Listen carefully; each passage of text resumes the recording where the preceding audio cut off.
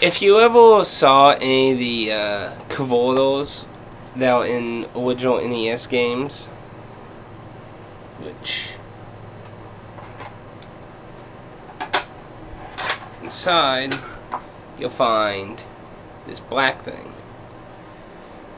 Normally you'll find just a chip that looks like this part, only in an NES card. This part in here is what this top part is. This piece. This is a Famicom chip that's inside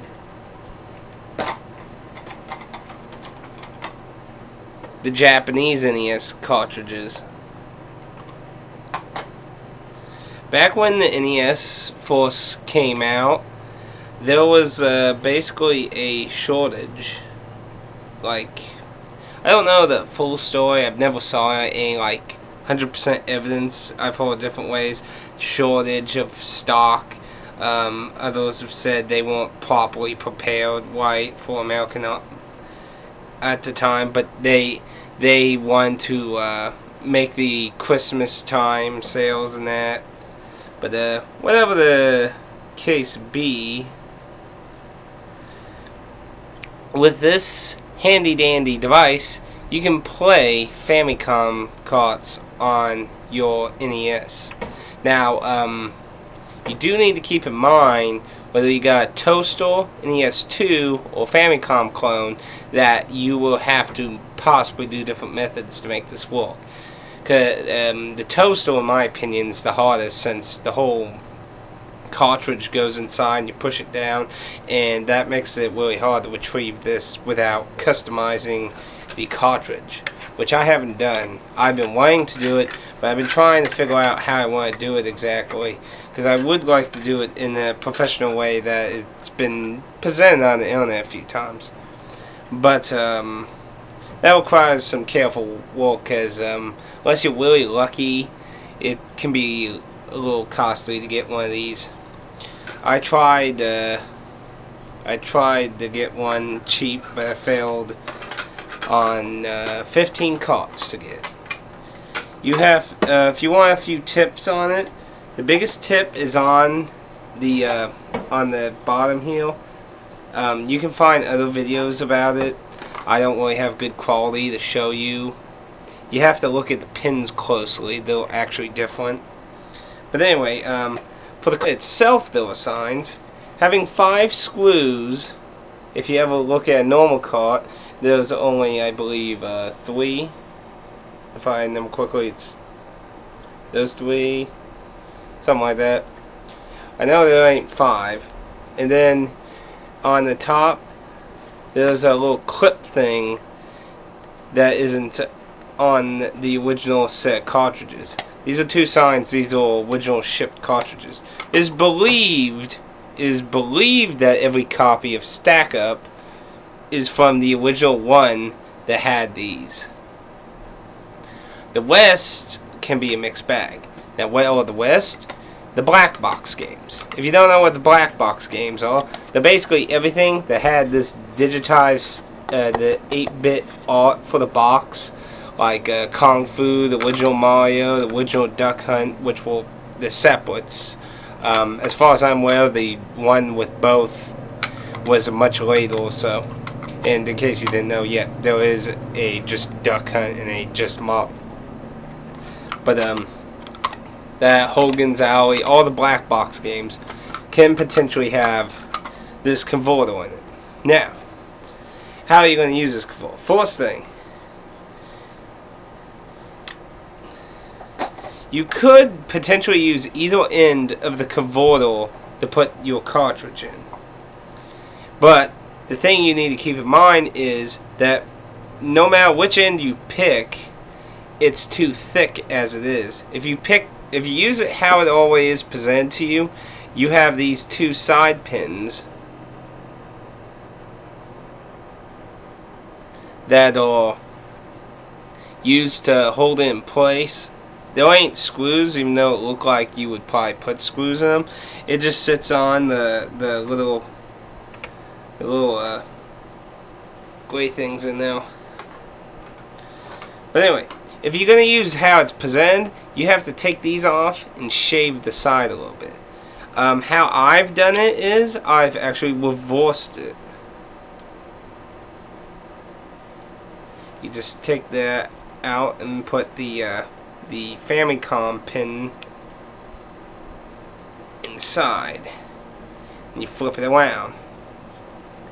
Now, it does matter how you put this in. I personally marked. You probably can't see it. You have to look in the glare and see if I can. If you take these pins out, if you look at the edge, see how that side of the little black square thing has a indent inside, and that side just has a hole and it's flush. That has a roundish hole in it. Flush. Well, you're going to take the part that's flush, the flush part of the sides, and you're going to take this and you're going to get the part with the little chip and put in that way. Now, some people say you can be pretty rough with these, but I'm still careful. Don't want to break it. Now, this is the front, so this would be that. So, now, on mine, if you look really close here, you can see it's a little weird up here on the top, because I sanded it down. As I said, no matter what side you use, it's too thick. So you have to sand it down. There's a lot of plastic right there before the connector, but you still need to be careful. If you sand too much, you might damage the connector itself. So I took a nail file and just manually did it very easily. It took a good bit, but it got there.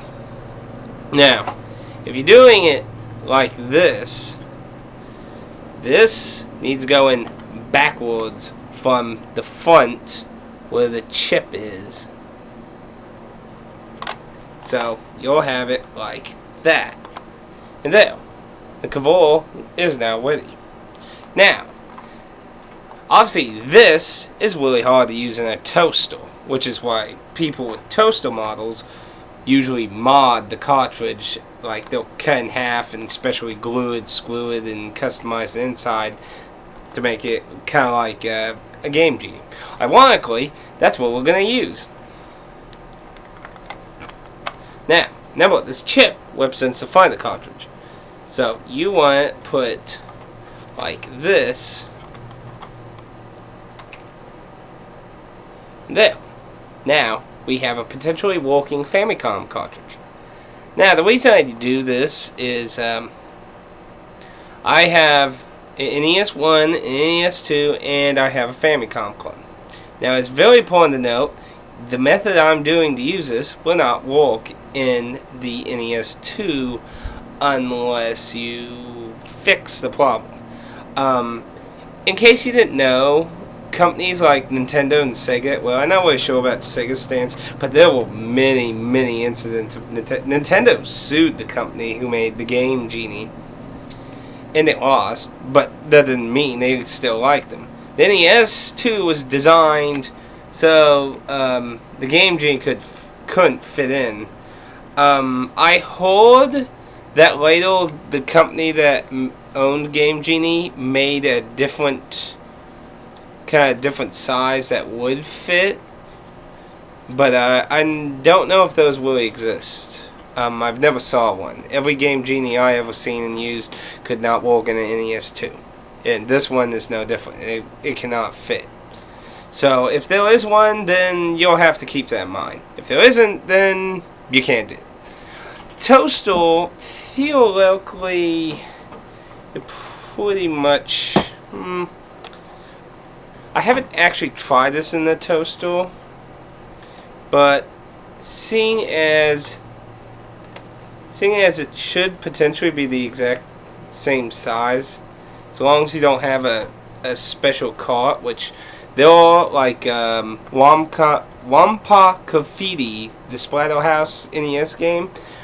Its cartridge is like a lot more bursty on the top front, so I don't think you would be able to use that in a toaster this way.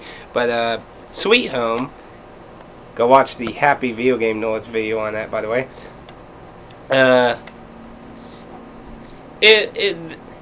This cartridge should fit in a toaster. Now, obviously, if you haven't thought way faster than I am trying to explain this horribleness, I'm going to be using the Famicom clone, the NES clone, to play this. And obviously, as most people who've used those know, there was some compatibility issues here and there. So obviously that would probably also vary on Famicom carts too. So as you can see, we have the Game Genie. Now we're not going to actually use any cheats, and bam! Sweet Home. Let's see. Oh, I gotta remember how to use this stuff. There we go.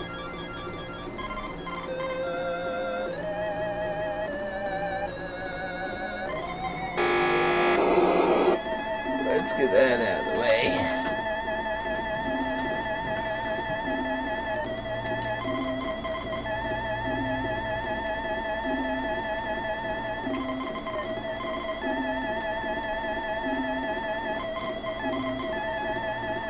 There we go. And since you're using the Game Genie, you have something to pull on, but you want to be careful.